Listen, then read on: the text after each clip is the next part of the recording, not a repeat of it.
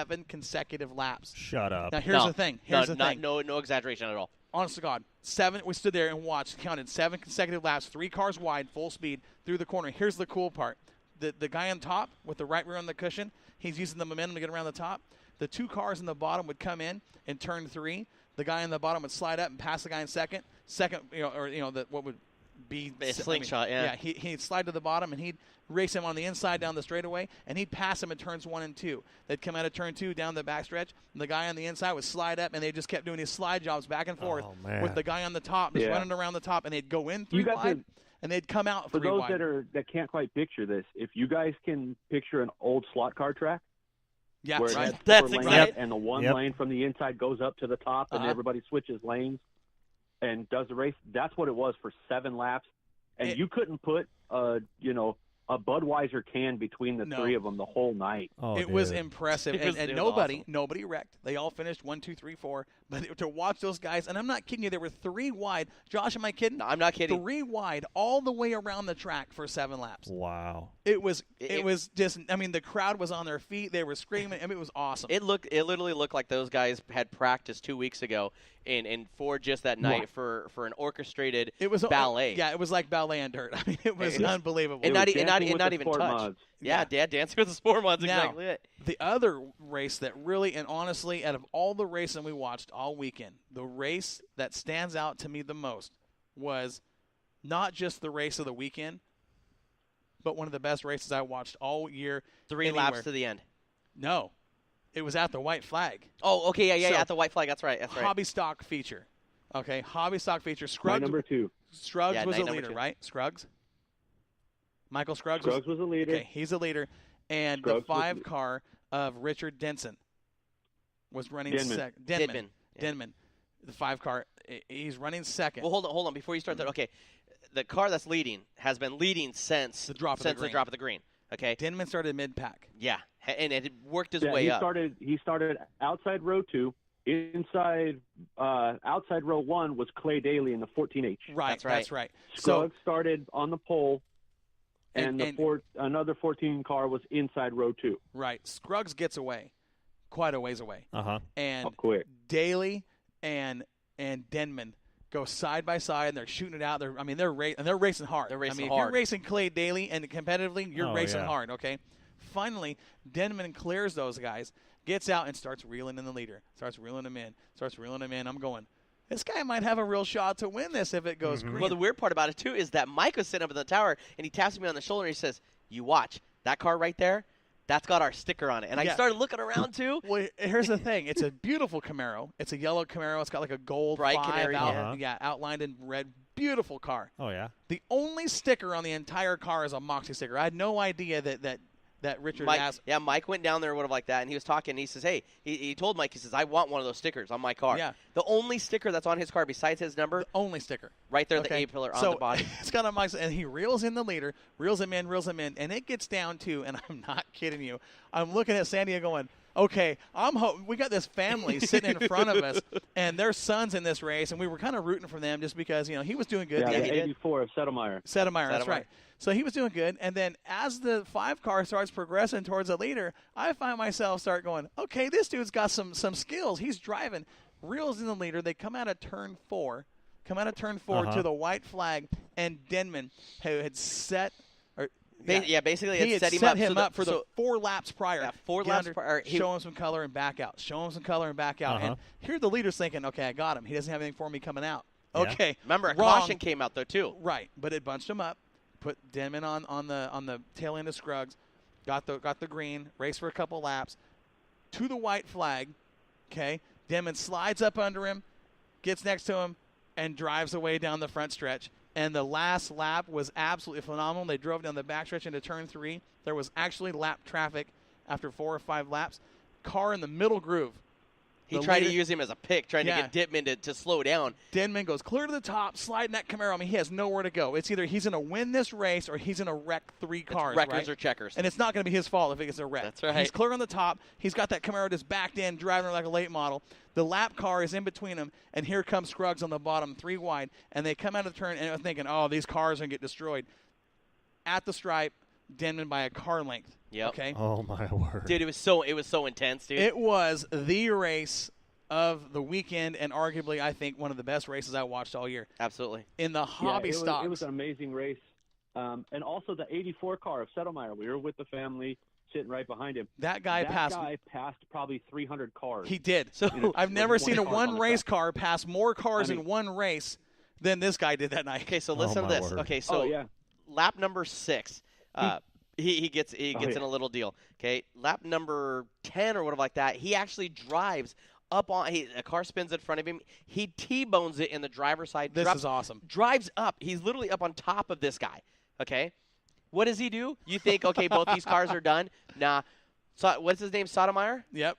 Backs up, puts it in reverse, backs it up. There's nothing wrong with the car. And takes no off. front end damage, nothing like that. He just basically climbed up over this car. The car that he hit, the whole passenger side is all caved in. The fender's all bent. The tie rod's all broke. Doors I mean, this caved car. in. Oh yeah. And that dude kept on trucking. Yeah, he did. Went in, changed the tire, and came back out. But Settlemeyer puts the car in reverse. You know, like the only thing touching the ground on the car is the rear tires In the bumper. and the bumper. And he puts it in reverse, backs down the side of this car, bangs it in drive. Boom, takes off. And drives off. Goes now, to the back of the pack and starts passing cars. The crowd's freaking out, cheering. I mean, this dude. And then gets in another fender bender over there in turn number 4. Yep. Sat there, and another wreck happens in front of him. He T-bones another guy. He puts it in reverse again and drives around him. He literally went to the back four times. And finished where he still finished in the top 10. Yeah. And there was 22 cars in that race. Dude, it was crazy. Yeah. Craziest thing I've ever seen. It was cool. I need to buy a car and put that kid in it. Dude, it was so much. Those hobby stocks down there. That's insane. That's insane. So check this out. Guys are nuts. Listen to this, Mike. So one of our local drivers up here, Arnie Case, gave me a call actually last night and said, "Hey man," he says, "Wouldn't you mind putting our last race at Sunset on Mox?" I said, "Yeah." And so he talked to me a little bit about, "Hey, how is it? How was it down there?" And I said, "No offense, is that our street stock division up here, doesn't really have what they have down there." Check he goes, this "Well, out. what do you mean? Is it faster?" I'm like, they're just a little bit more aggressive. They're very much so. And when I talk about aggressive, these guys, they don't wreck each other It's because just they all know how hard. each other race, but they drive the wheels off those Holy cars. crap. Here's the thing about it. Those hobby stocks, they're on DOT tires. Yep. Shut up. No. Dead serious. They are Dead 8-inch serious. wide DOTs. Yep. Dude, and I'm talking about wheeling these cars, okay? Left front in the air pack and Just tire. back of the man. Just 3-4 wide. It's stupid. So I'm fun to telling you, the watch. look that you have on. Okay, so you guys at home can't see this, but Joel has his mouth open. His eyes are actually open. You can actually see a pupil in him. He's dumbfounded, and I'm telling you, when I saw what I saw this weekend, I'm telling like what Corey's showing you right now. That is literally what happened every single lap. And what he's showing right now is a bunch of these cars running side by side, 3, 4, sometimes 5 wide down the front stretch out of turn number 4. Dude, it's crazy. And that's not at the green. That's like, so if you take the green and they're 12 laps into it, guess what? They're doing that still on lap number 12. Dude, this is nuts. I'm sitting here watching this video, and I'm going, you've got to be kidding me. These are DOT tires. DOT tires. It seriously looks like they're on You're gonna A40s or You D55s. could Les Schwab buy these tires. Yeah, all day long. Oh, They're all my little word. Cooper Cobras, man. Yeah, takeoffs. It was those cars. It was I mean, nuts. as bad fast as the late models are and the modifieds and the sport mods, those hobby stocks they're the most entertaining class there. No. As a race fan to watch you the guys racing. can. Everybody that's there, Corey can vouch for this, and so can Josh. When that hobby stock track, when those cars stepped on the track, I nudged Corey, I nudged Josh, and I said, my pick's number 5. He did say that. He did say that. And they both looked at me and said, who's that guy? And I said, that's Rich Denman. And they're like, well, who's that? I've never heard of him. I said, that guy is one of the most underrated drivers in California. Well, he's not You underrated can put anymore. him in anything, and he can win. Well, he's a multi-champion at Santa Maria Street. and at Santa Maria. Bakersfield. In how many different types And of at cars? Bakersfield. 4 or 5 different divisions he's won championships? Yeah, he's ran American stocks. He's ran hobby stocks. He's ran sport mods, modifieds. He's ran late models in the past. And he's anything won that's got, championships in how many divisions, wheels and Mike? a steering wheel, he can get there. How many championships in different divisions? As many as Bobby Hogue's got guitars. And that's several. Yeah. Yeah. I mean, this dude, he was, I'll tell you, he was probably the most fun driver to watch. And he's so cool and stuff, too, is that Mike went up and we did a live interview and stuff with him. And he's one of the coolest guys, to sit there and do an interview with.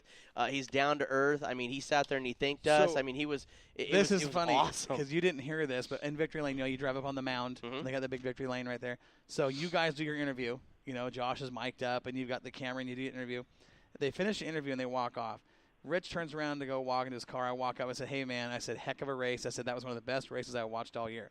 I'm in my Moxie shirt. He goes, man, if I'd have known I was going to be this fast, he goes, I'd had a Moxie sticker on my car all year. he did. He said that. He did say that. Yeah, and if you look on Moxie, if you look on on Facebook, we have a steel picture up there after he won, and he's sitting there and he's pointing down at our sticker. He's got the trophy girls outside of him. They're holding the flags. He's got the guitar, and he's pointing at the Moxie sticker on his car. the old sticker on that car. And it was and the Moxie sticker is just so odd because his car is bright yellow, and here's that white and blue Moxie sticker. It stands out. It was awesome. It was crazy. But Oh man. we made some good contacts down there. We had a great time. Josh, I got to tell you, I've met some salesmen, and I'll tell you right now, I'm a salesman.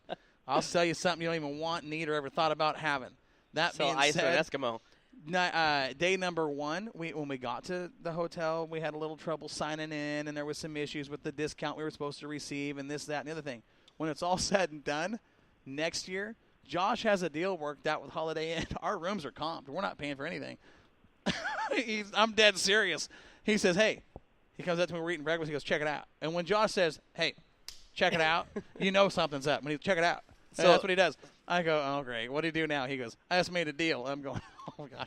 Now I'm scared. Let me tell you something. Son. We're wearing Moxie shirts. He's making deals. I'm going, oh, no. What did you do now, right? Dude, did you sell him a vacuum cleaner too while you're at he it? says, check it out. I just made a deal. And I'm going, oh, no. What happened? So he starts telling Sandy and I, that little deal we had up there signing in, little discount problem we have, we may have it next year. I said, oh, what'd you do, Josh? And he goes, our rooms are comped. We get them free next year. And I'm not kidding you. It's a done deal. We go back up into our room after coming back from the races on night one, and there's a handwritten note from the manager, and we got these big 1-pound bags of M&Ms with a note saying, we love you guys. Great to have you. Sorry about the confusion. And, I'm going, are you serious? This is seriously how this went down, is that we sat there because Mike had to go to another hotel, which should have been everybody was supposed to be all one hotel. Right. What had happened is that when we called down, almost a month before and said, hey, look, this is what we're looking for. This is what we're doing. The young lady sat there and she says, okay, I'll give it to the sales manager. No call back. Mindy. Yeah. Called again. No call back. Called again. No call back. So Sandy went ahead and said, okay, look, check this out. Schweitzer then made a deal with a lot of the racers and with the hotel because it's a new hotel. Said, hey, look, do you guys have room? Give us a discount. So they gave all the racers stuff a discount. Like Corey said, we went down there and well, we don't have this discount. You guys aren't in here. Blah, blah, blah, blah, blah. The price that they quoted us for our room wasn't even in their computer system. Yeah. For a discount of whatsoever. So anyway, long story short, we get the discount. Came up, yeah. Basically, I was sitting there, I was talking to the lady, talking to the manager, and she goes, I didn't get anything. All of a sudden, here comes this lady out of nowhere. And she goes, I'm sorry, can I help you? And I looked over, I'm like, oh, crap, now something bad to go down. I probably pretty much pissed someone off. And she goes, no, I'm Mindy. I'm the sales rep. She goes, you called me? And so I started talking to her. She says, oh, my God. She goes, I am personally so sorry. She goes, you know what? She goes, I will make this right, and you guys will have your rooms next year when you come down here. And like Corey said, we got back not even thinking about anything. We told her we just want to get in the shower and go to sleep. Yeah. Oh, yeah. Came home and shoot you not, is that sat there and Corey comes up, and I called Corey. I said, you get some in your room? He says, yeah, you get some in your room? I said, yeah. We called Warren. You get some in your room? He goes, yeah. Mike says, I didn't get nothing in my room. now, Mike, I've got to tell you, I love you, bro. You're a good guy. You're a lot braver than I am. I actually had to go over to the hotel Mike was staying at to pick up some stuff and drop off some stuff, swap some material we're going to take care of stuff. I drew the short end of the stick that weekend. Dude, no you doubt got about the you didn't even get part of the stick, Mike. I mean, if I've ever been to a hotel in the ghetto, I was there Friday night or Thursday night where you stayed. I wouldn't do it, bro. You're braver than I am. I mean, I'm telling you right now, it was straight up scary. It was straight up scary. His hotel, I'm thinking, Mike, can we hurry up and get this done? Because I want to get Sandy out of here. Well, I'll tell you what. When I go down next year with you guys, I better be staying at the Holiday Inn because my mouth combined with Josh's mouth, we're going to get in trouble in the ghetto. No, we almost got in trouble by I believe it was a short. We don't